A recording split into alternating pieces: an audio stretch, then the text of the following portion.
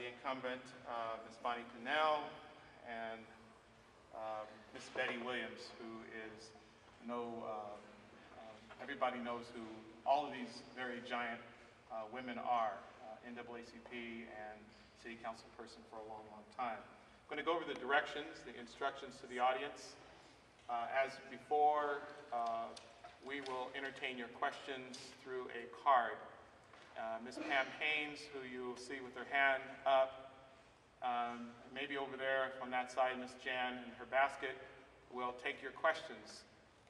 Please write legibly as my eyesight is going. And so they will get those questions and we will read them.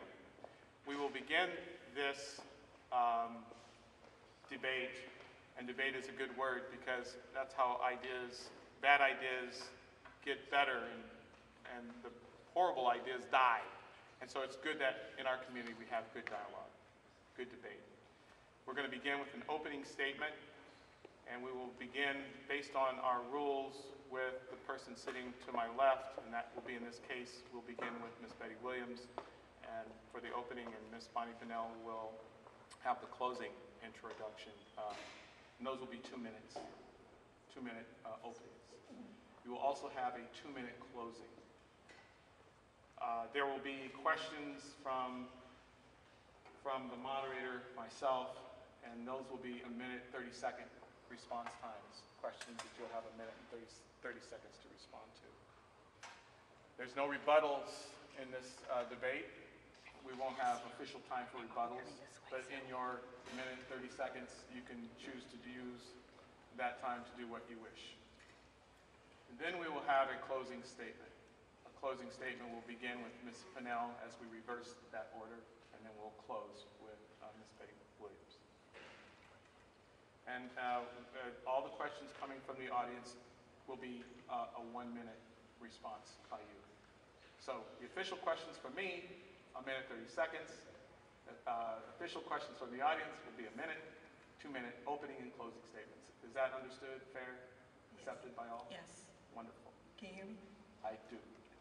So let's begin, and we'd like to thank you for your participation.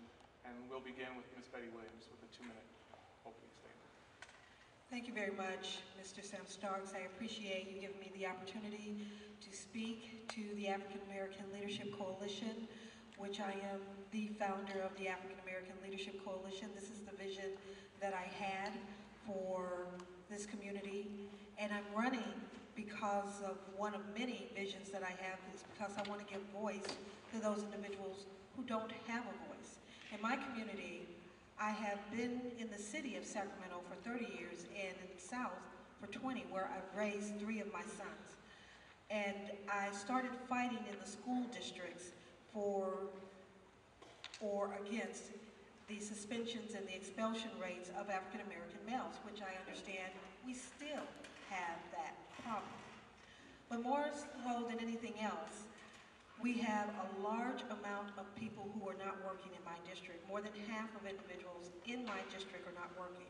If you know anything about me, my background talks about hiring, and I'm a job specialist, and I'm a developer, and I work with corporations getting jobs into our community. And so I would like to continue to do that in the capacity of your city councilwoman. I also look at the safety issues that we have in our issues. Crime is high. It's the highest ever. And if you look at the map that you get directly from the city of Sacramento, and it has a lot of red dots on it, and you look at District 8, we have more red dots in that area than any other area. And then again, when we come to education, and I understand being on the city council, you're not on the school board, that's a separate entity. However, we need to have a relationship with the school board to deal with the school issues, because we have 15 schools in this district. 10 of them, they are not making state education levels. They are not. I don't care what stats that are read to you, they are not. That's 67% failing. Thank you. Thank you. Ms. Pannell. It was the second highest growth area in the city of Sacramento. We eliminated Danger Island at Meadowview, Amherst, and Freeport. We rehabbed the 29th Street apartments, eliminated Franklin Villa, which is now built 9 new parks, 2 elementary schools. We built a sports complex at Luther Bank High School, Phase 1. We built the River Cats Independence Field for disabled folks. We built a girls softball field at Manu Silver Field. We built 2,500 units of housing, apartments, and condos. We rehab several major apartment complexes. We found reuses for the old Mervyn's, old Albertsons, Kmart, and Target. We extended South Line Phase 1 to Meadowview. We built a new Target Center. We built College Square. We built the Valley High North Laguna Library. We opened 3 Head Starts. We expanded Kaiser Methodist and Sierra Vista Hospital. I supported the ceasefire model dealing with gangs and the street outreach with our ministers. Unemployment in District 8 is 21%, not 52%. We have 100-year flood protection in Meadowview. We are still working on Parkway. If you look around, you can clearly see the difference I made in District 8. Regarding executive mayor charter proposal, in December, the mayor's office announced an effort to place a retooled and scaled down version of the executive mayor proposal on the June primary ballot. What is your position on this most recent revised charter proposal and why? Do you believe that the mayor should be term limited? So there's roughly 2 questions there. Okay, the first part of the question is regarding the Charter Commission, Yes. and then the second part is whether or not it should be term limits? Yes. Okay. The Charter Commission, they've already tried that in Southern California, and it didn't work. It's another group or a small group of individuals that you empower. I believe you vote for your city council members, you empower us, and we should be the individuals that would run our districts in the city, not create another group to empower them to make decisions on the city of Sacramento. So no, I'm not for that. And as far as term limits, I think that should be put up to our community, put up to a vote. If our individuals want no term limits for city council and mayor, then I think our community should have a voice. So many times we have lacked the opportunity of giving our community the voice to say yes or no. So I would bring that to a vote to my community.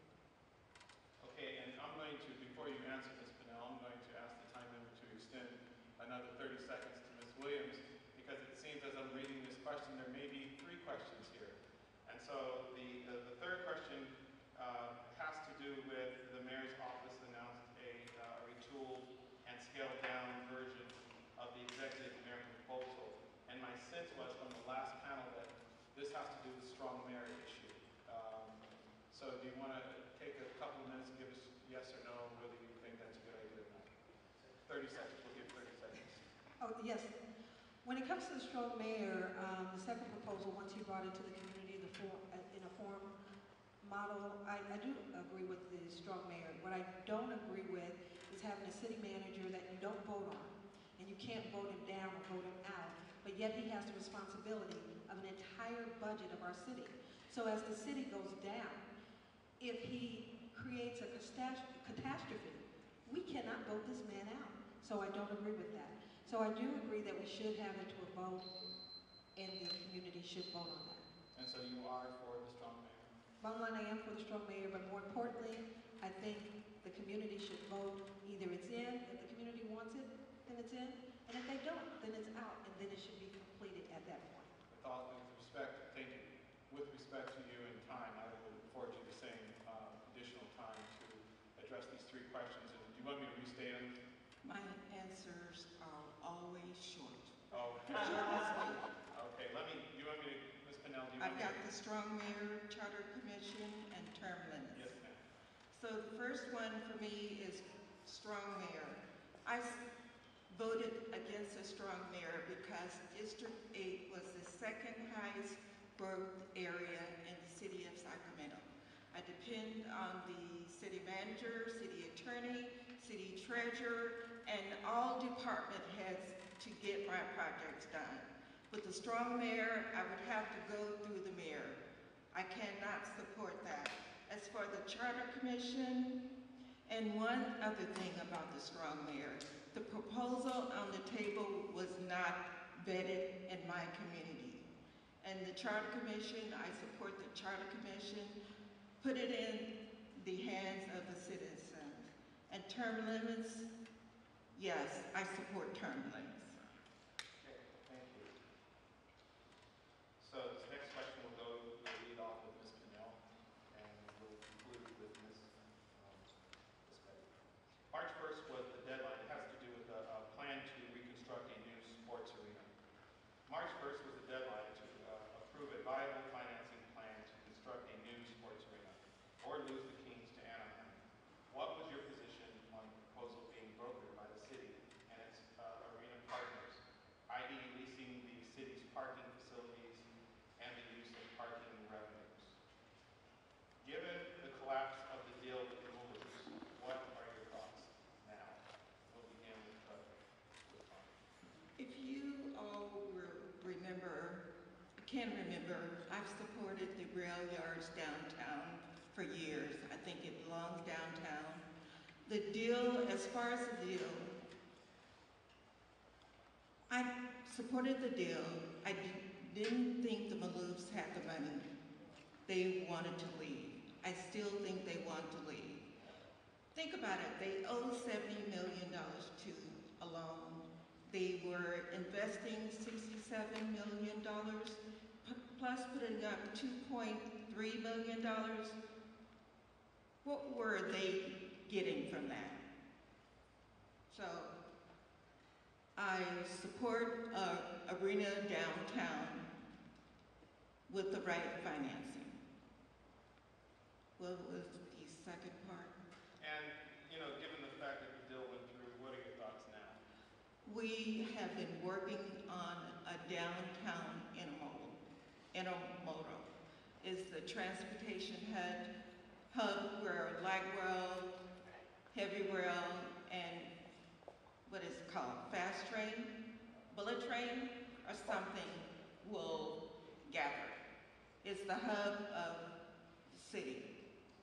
So I support going forward with the intermodal. Ms. Williams, the same question. Do you need me to read it again? No. Okay. When it comes to the arena deal, I did support the original arena deal because with the existing 1,000 jobs that they had, if that deal would have went through, it would have given an additional 4,000 jobs, especially with the unemployment in South Sacramento and District 8 being over 50%. If you look at 2010 census, you will see a category where it talks about individuals in District 8 not only unemployed, they're on welfare is another category, and they're on general assistance is another category. Those are the documented individuals who are not working. That's where that number comes from. So that would have given them additional jobs or opportunities.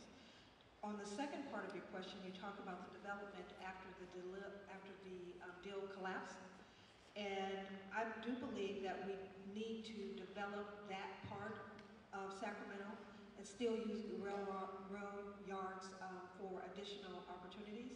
And by that, I mean we need to streamline the processes that we have right now. Right now, there's a lot of duplication at the city level in order for developers or businesses to come.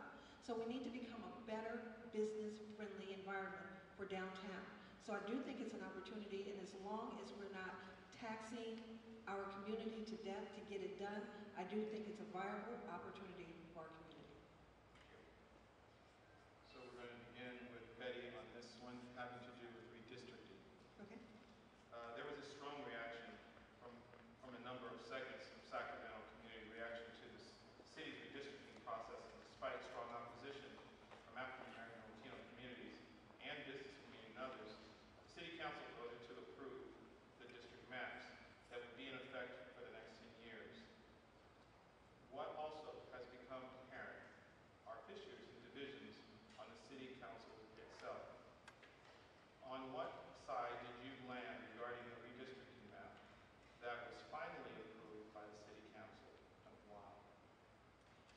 Well, I didn't agree with the city council map that they put together 45 minutes prior to the city council meeting. I absolutely didn't agree with that.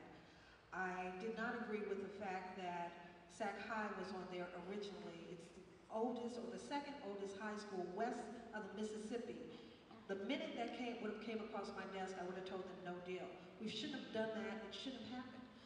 We had over 800 people that showed up in that community, and no one listened to them. So the fact that we had individuals that were so passionate about, let's vet this, let's talk this through, and the city council refused to do that, I absolutely did not agree with the existing map. Ms. Pannell. We've worked on redistricting for 1 year. Grantland Johnson was my appointee on that panel. They went around the city, to every community and talked about the process. Oak Park had a strong committee. They submitted the map with UC Davis in the Amherst area. So I supported the map. We had Sac High drawn out of Oak Park. That was a mistake. We fixed the mistake. We put Sac High back in Oak Park where it belongs, and it is. And UC Davis is in the Amherst area. The hospital did not move. It's still there. Thank you. This is going to begin with Ms. Pannell, having to do with the proposed water and sewage infrastructure project. And Ms. Williams. Recent public meetings have been held on whether to approve the massive $2.4 billion utilities infrastructure project, financed by 10 to 15% annual hikes projected in water and sewage rates in the next 3 years, with further major hikes projected in each of the following 12 years. Together with more than $1 billion in new city borrowings, making it the largest public works project in the region's history, and also the largest general fee hike in the city. Please share your position on this project. As you know, I voted against the project because the fees, as you said, are very high. I know we need to replace our pipes, but not all at once. If you look at the map affects Meadowview, Land Park, downtown, and Del Paso Heights. Part of the city is run through the city of Sacramento. The other half is through regional stand. So not all of the city are paying those fees. So I had received so many letters from community members and business folks that were against the rate increase. So sometimes you have to vote with people, and I voted with people. Projected in water and sewer rates in the next 3 years, with further major hikes projected in each of the following areas over the next 12 years, together with more than $1 billion in new city borrowings, making it the largest public works project in the region's history, and also the largest general fee hike in the city's history. Please share your thoughts, your position on this project. Well, first of all, I'm very concerned about the overall decision having to come to the city council in the first place, because we've been dealing with this for over a decade, and what we lacked was infrastructure, what we lacked was planning, what we lacked was not enough information so that we wouldn't get to the point of having to do the hikes, or the fee hikes. And now we're at a place where our pipes are being destroyed. We're at a place where the overall structure has to be revamped, and now we have to pay for it. And to say no at this point, after we didn't have a plan decades ago, is not a good answer for this. At this point, we need to look at it, and we need to fix the pipes, and so I am looking and supporting that. But it's because we've been put in a place where you didn't cut off every limb, and you have no choice but to cut off the last foot. So we have to make a choice make sure these pipes are fixed, because the planning wasn't there prior to that vote. 2008, the city has found itself reducing service hours, closing programs used by children and seniors, and discounting altogether other city services. This year, the city is expecting its budget deficit to be $27 million in the current fiscal year. What set of criteria will you use to determine how and what will be cut or scaled back in order to achieve a balanced budget? One of the things that I have always said, that when it comes to public safety, I'm concerned because police and fire came in the very beginning, given concessions. They understood there was a budget crisis here in the city of Sacramento. So they went and cut themselves, and so they came back and said, please don't cut us again. These are all the things that we've done to make it work, but they were cut again. There were other unions and organizations never gave any concessions, not one. So one of the things that I would look at when looking at the budget is looking at those individuals who never gave any concessions, the unions that didn't do anything. And then we need to look at the pension and pension reform and looking at people giving more into their pension than what they're doing now.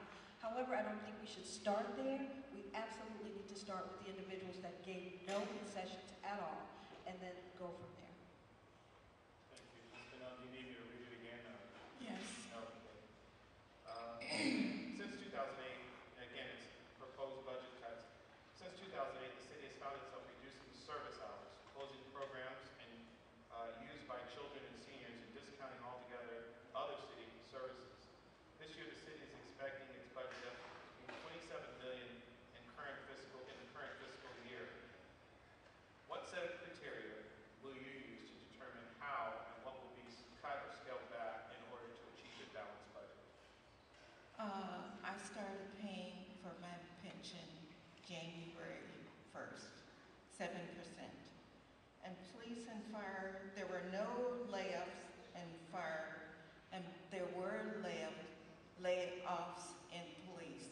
They were hired back by grants. We've lost over 1,000 people in the last 4 years. So I support pension reform.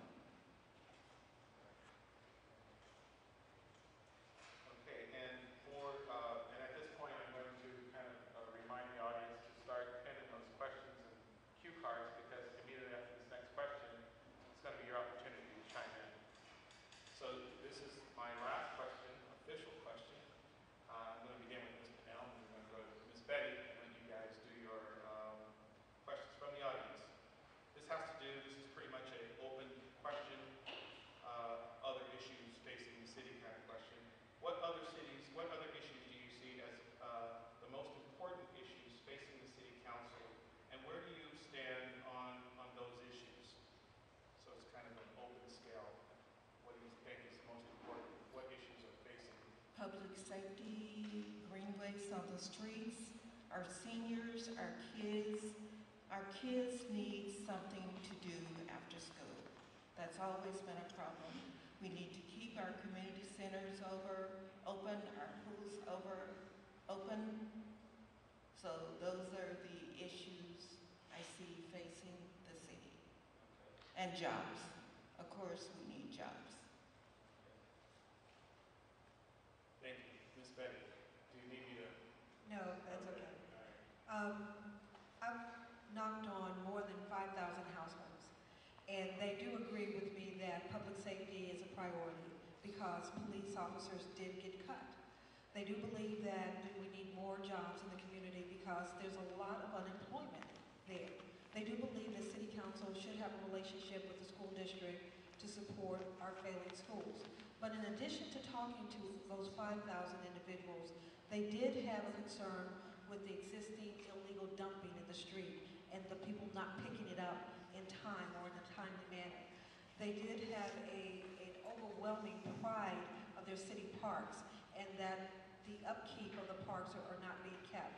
And in certain areas, they are looking more for a grocery store than a Home Depot because their family needs to eat. So when I talk to my community, that's what I hear, and I agree with them, that we need more support through our law enforcement, more support when it comes to jobs, and more support when it comes to our education.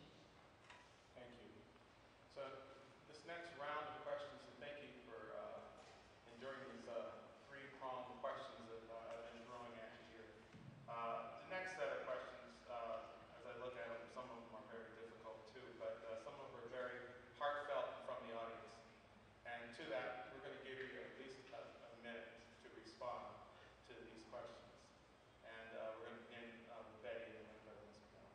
And so the first question reads, what is your vision to connect District 8 to economic development planning in Sacramento region? And then there's a part two to that question.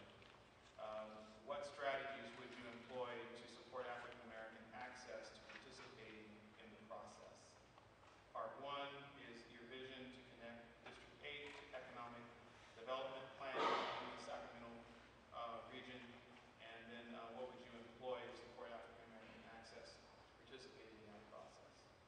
The vision as far as economics in my district is basically to work with the city officials and the developers and the business people. One of the first things I want to do is bring them in and talk about the lack of resources and the duplication of process. So one of the first things we need to do is streamline the existing process in order to make our community a business-friendly community. And the second part, as far as access to African Americans, is that correct? The access to the planning, participation of that, and planning that. In order to have access, you need to know that you have access. And I think being a president of the NAACP, I've learned many times that African Americans don't have the information in order to either grow their business, have a business, or know where to start. So we need to do a better job, and I think through the African American Leadership Coalition should be one to make sure that you will always have the information. I think NAACP, Urban League, and the other African American entities, and especially the churches. Thank you. Ms. Pannell, do you want me to read it? District 8 was the second highest growth area in the city of Sacramento. That means $1 billion worth of projects, 14,000 jobs in the last 13 years. And I'm just one person. I depend on the NAACP and the Black Chamber to help me with Black businesses. And as far as the grocery store in Meadowview, the space left in Meadowview at Freeport, Amherst, and Meadowview, they're getting a fresh and easy grocery store. On a city privatizing public jobs, what is your position on the city's privatizing public jobs? We just privatized golf, and a lot of good people who's worked there for 20 years lost their jobs. So I'm against privatizing jobs, public jobs. Ms. Williams.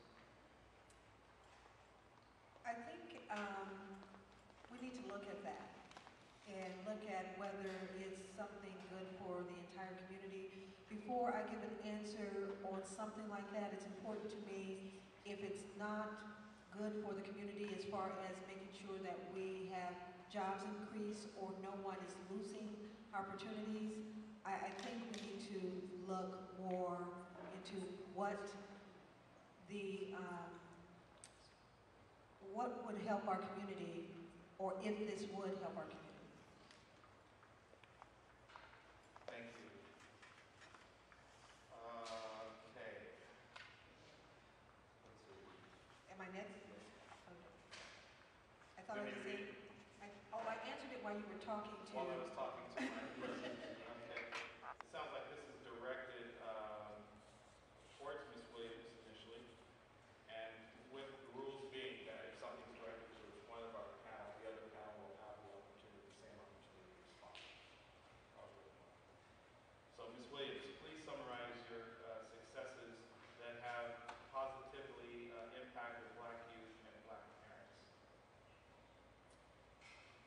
I believe the parent advocacy program that the NAACP put together to teach parents how to advocate for their children, because we had so many. Also, as president of the NAACP, I was responsible for the oversight of the Sheriff's Department, which means there was a third party that looks at the interaction with the African American community and Latinos. I've been responsible for free legal clinics that has happened for the past 7 years. So individuals who do not have access to attorneys, I have that in place. In addition to that, the Sacramento branch of the NAACP had an RFP that was that I wrote for crime prevention. 5,000 units applied for that. Only 2 were eligible. I was one of the 2 that was given. Crime prevention in Fort Lauderdale was the next one. And jobs, and job fairs that I've done over the past 10 years. My biggest success is Franklin Villa. It was crime-ridden, drug-infested, and 20-some young people lost their lives in there. There has not been a homicide/murder since 2006. We cleaned that place up. We cleaned up Danger Island. We have a parent university in Kings Park. The kids are doing great. The majority of the kids attend Parkway Elementary School. They are doing great. Thank you. So this is going to be, I'm going to initially send this to Ms. Pannell and Ms. Williams. Pretty general question. What is your vision for Sacramento? My vision for Sacramento is, of course, the rail yards. We have 240 undeveloped land there. We need flood protection for Natomas and parts of South Sacramento. Meadowview now has a 100-year flood protection. We need to expand that from the railroad tracks to Highway 99. We have Delta Shores that is 1.5 acres of retail housing, a regional park, several parks, schools, and police station. I'm working on South Lane Phase 2 to Consumers River College. There's also light rail to the airport. We're extending the airport, Phase 1 of the airport line to, I forgot the name, Scott Syfax project. Township line. Thank you. Okay. Ms. Pannell, you have repeatedly stated that crime in District 8 has decreased. There have, however, been many recent outbreaks of shootings and robberies on Mack Road almost every day in the past week. Do you find this to be a primary issue to cut out before building more homes and parks in the community? Is that clear? That's not true. Not true. Not sure where the information came from. That is blatantly not true. And Ms. Williams, you have that now. Actually, it is true because my campaign office sits right on Mack. I'm even within my own campaign, I had to reach out to the police officers because of home invasion. That because of the cuts of the police force, they could not go to that home invasion. They had to either go on a computer and file the complaint or go to the Freeport office and file the complaint. They physically could not go because of the budget cuts for city police. On a daily basis, we're looking at the helicopters. On a daily basis, we ourselves have been approached and almost attacked. My own home had an assisted burglary. So what is happening is it's not being reported as often because we don't have the police officers to report it. Because of the budget cuts, they don't have the resources to report it. So if you look at the existing document, you won't see it because they don't have the officers to report it. Thank you. So, Ms. Williams, this is not directed to you, but this is just a question that you can begin, and then Ms. Pannell will follow up. Currently, police officers are used on school sites. Is there a role for the city to, is there a role for the city to monitor this partnership? With Sacramento Unified School District, at this point, I don't think so, only because we don't have some of the issues that Twin Rivers had. Actually, we haven't had any of the issues that Twin Rivers had, and so our city police have done a better job when it comes to the, I'm sorry, our school police have done a better job.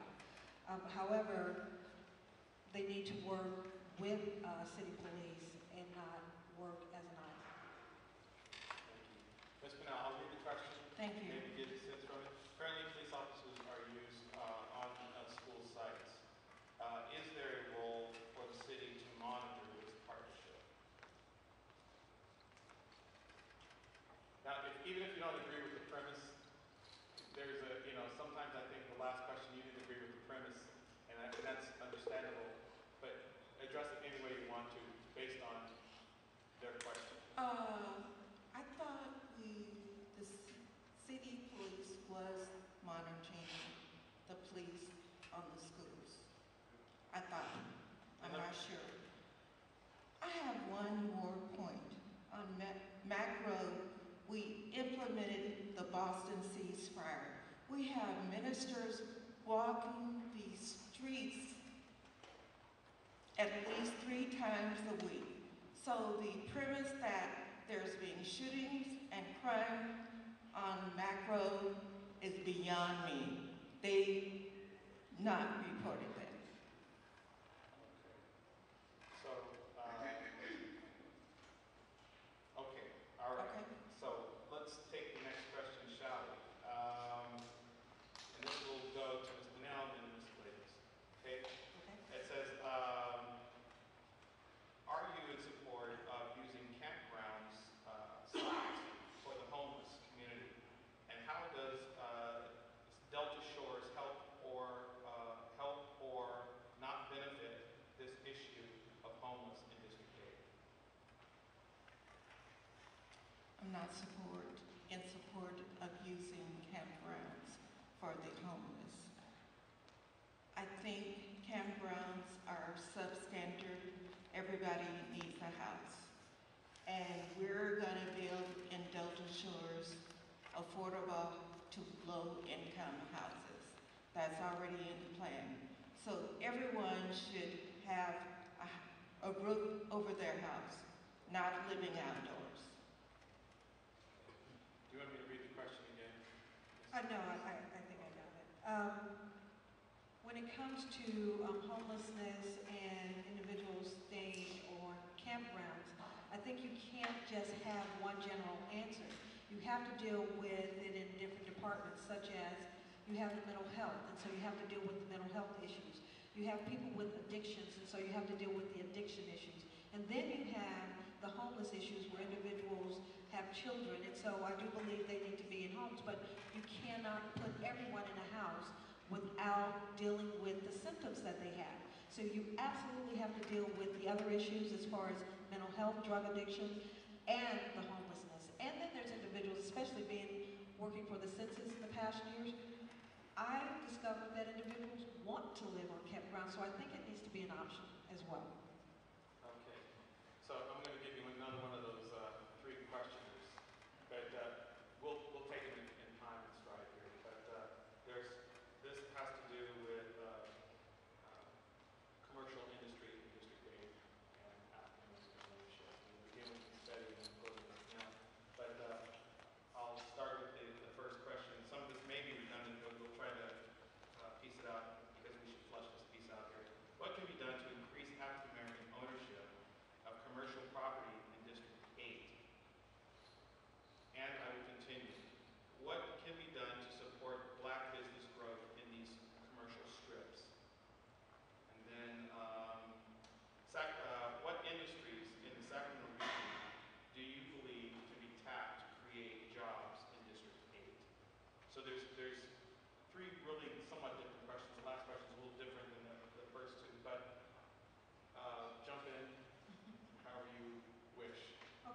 first question when it comes to commercial ownership in District 8, I do believe there's an opportunity to educate our African American community through the Realtors Association.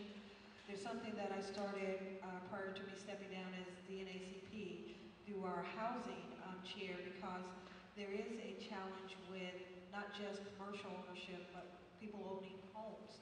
So we started a program, a 12 to 18-month program to teach individuals in the African American community on how to become an owner on commercial as well as residential home ownership.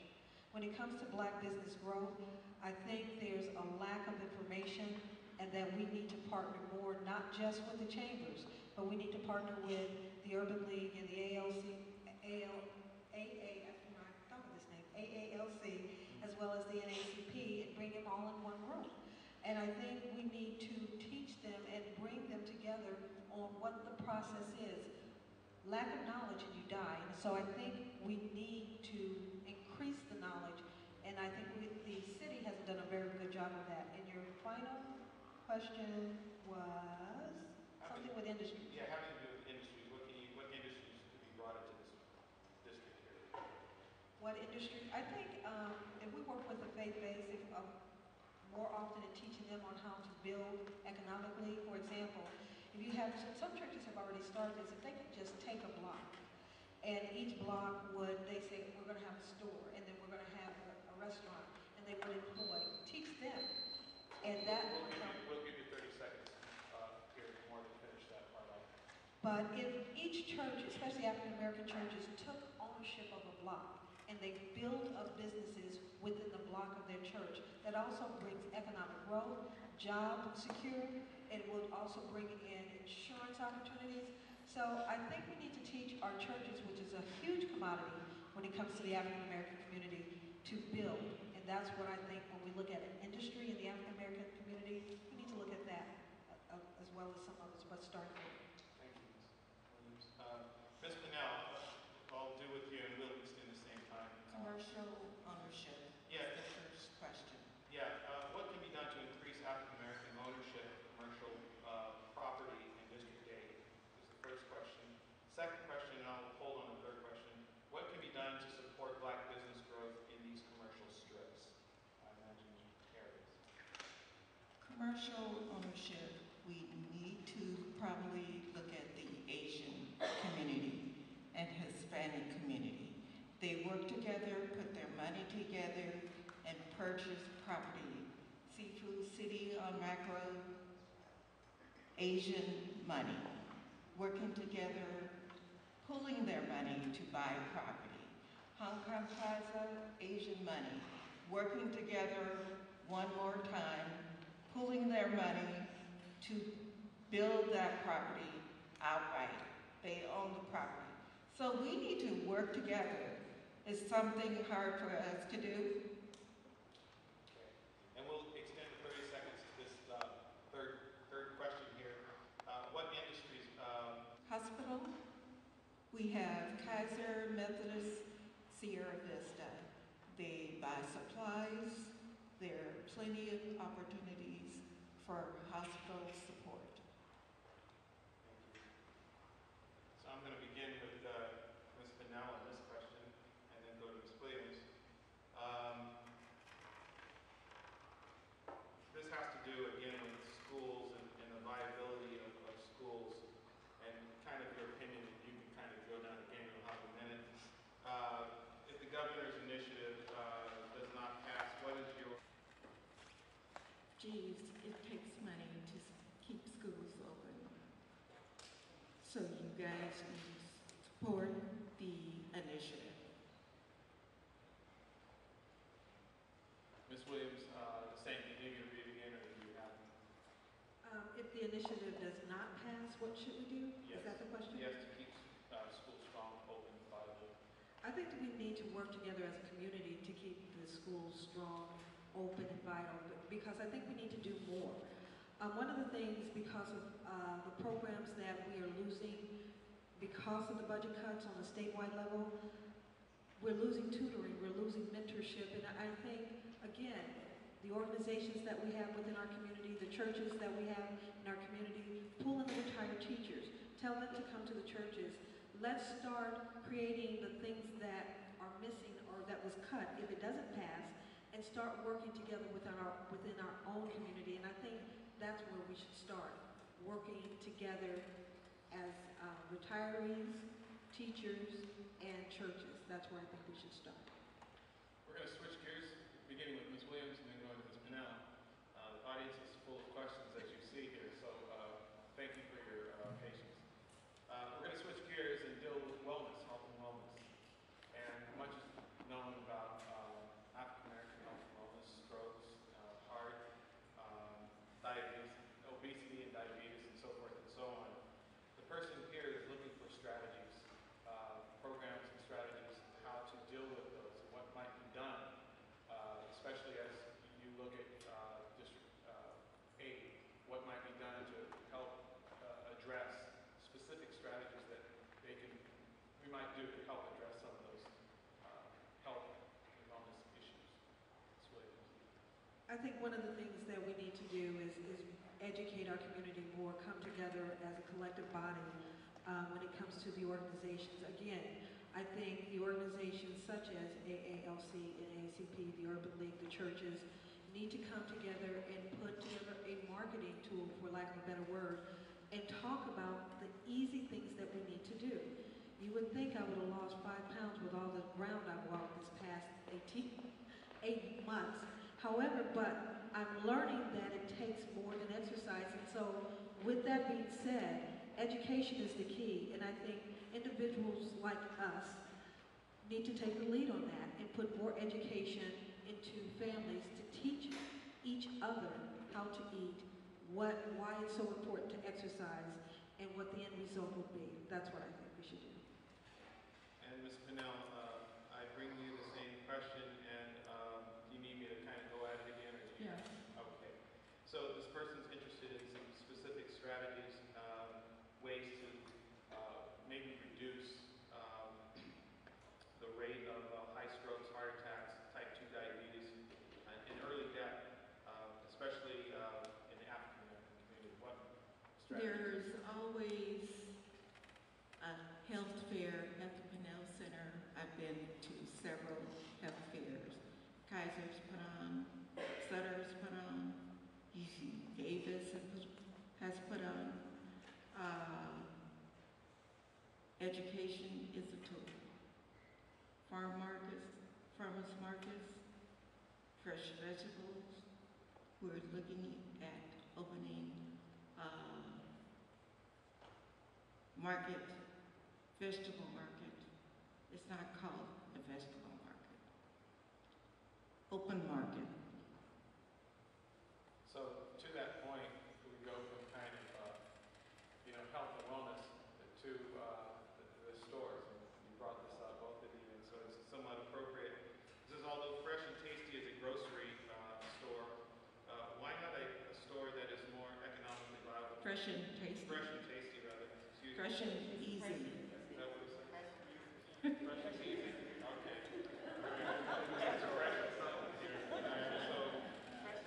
is it the fresh and tasty or fresh and easy? All right. Although fresh and easy is a grocery store, why not a store that's more economically viable for families with children?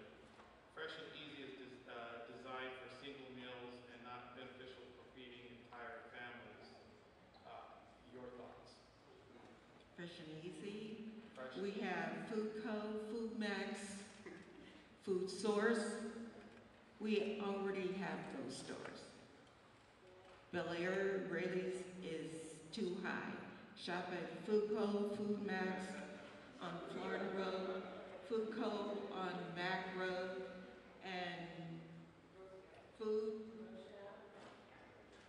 There's enough food something on Consumers and Bruceville. And there's also Walmart. All right, God forbid I screw this up again. Okay, although fresh and easy is a grocery store, why not a store that's more economically viable for families? Fresh and easy is designed for single meals and not beneficial for feeding entire families. My thoughts with that. The Fresh and Easy store is right across the street from the Rayleigh store. However, it would be better if it was closer to the Pannell Center, for example, or the Job Corps, for example. Ms. Pannell is absolutely correct. There are food courts, food sources, but they're 5 miles away from that particular area. I think I probably would start with at least an open farmer's market in those areas until we can get a store that's closer to individuals, especially single mothers that I see walking up and down Mac Road with their children in their arms and bags in the stroller, because there's nothing close. So what I would propose is that we have something more economical in a closer area, but until then, we would have an open farmer's market for fresh fruit that will deal with the obesity issue that you talked about earlier. So to quote Johnny Carson, in my hand, I hold the last card. Is there anything that can be done to lessen police response time when a home incident is called? It can take upwards of 4 hours for some calls. Again, we need to support our public safety. Right now, because of the budget cuts, we don't have the resources that we had before. We do not. If an individual had their computer stolen and their car stolen, based on the existing process, they would not be able to report a burglary, because it takes an internet to report it, or you to drive to the Freeport office to report it. So at this point, I would support not looking at cutting officers first, so that we can have our resources back, because regardless of the grants that we received, those officers are not back. They cannot document the existing crimes that we have right now, and they're not documenting those existing crimes. So we get a false number of issues or burglaries or crimes as of this moment, and we need to do better. Ms. Pannell. Police response time is unacceptable, but due to budget cuts, we need to put something on the ballot. We talked about a ballot measure that raises funds for police and youth. So now we've come to the end of our time, in which we want to thank the audience for their very insightful questions. We turn to the closing statements from our panelists. Ms. Pannell will begin with her 2-minute close. Ms. Williams will have then the final close. Having the forum at Job Corps. Job Corps has been my partner for 13 years. All of my interns come from Job Corps, so thank you so much. Oh, I've lived in this area for 38 years. My husband taught here. I lost my daughter here at 13. My son attended Burbank High School. He graduated from Burbank High School. I am so invested in Meadowview Parkway and North Laguna. I didn't just move here in January. So over the last 10 years, I've worked on 2 major projects. That is Southline Phase 2 and Delta Shores. Delta Shores, they're building the interchange. It's going out to bid in August, I think.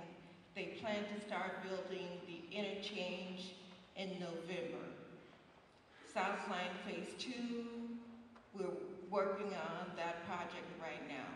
The garage is under construction at CRC. The 2 bridges are starting, they started May 1st. So we're having a groundbreaking next week. So I've worked on those 2 years for 2 projects for 10 years. I represented this community for 13 years. My heart is committed to this community. So I'm on the ballot June 5th.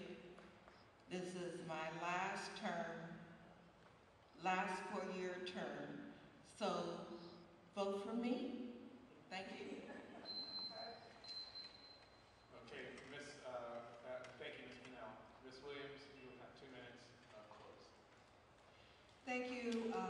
well, and thank you, ALC, thank you, Daryl, for this opportunity. I love that I'm here at the Job Corps. I brought the national president and the CEO of the NAACP to this very gym as my commitment to District 8. I have a son that's sitting in the audience that went to Burbank High School. He's well over 30, so I can tell you I've been in this area for a long time. I am committed to District 8, always have been committed to District 8. I will be here with the projects that's on the table. I will complete those projects. I am your person beyond 4 years. I am your person that will work on the police issues and the crime issues that I hear about daily, and from the police officers who are strapped for support. I am the individual that has been working with jobs and job development for a city or for a district that has more than 50% of unemployment in that area. I am your person that works with schools. When the Fremont School Elementary School was closed down, I was the person sitting in the audience to console those parents when the school in this district was cut out. I will be that person at the table, always at the table, listening to you, listening for your ideas, and every time that door is open, I will be there. I will be the champion for District 8 when it comes, again, to schools, education, when it comes to unemployment issues and development in our community, and when it comes to public safety and making sure that the crime don't continue to be an issue in this district that we live through every day and every night. It is real in District 8. So vote for me on June 5th. That name that says Betty Williams on the ballot, my expectations is for you to vote for Betty Williams June 5th. So, audience, please.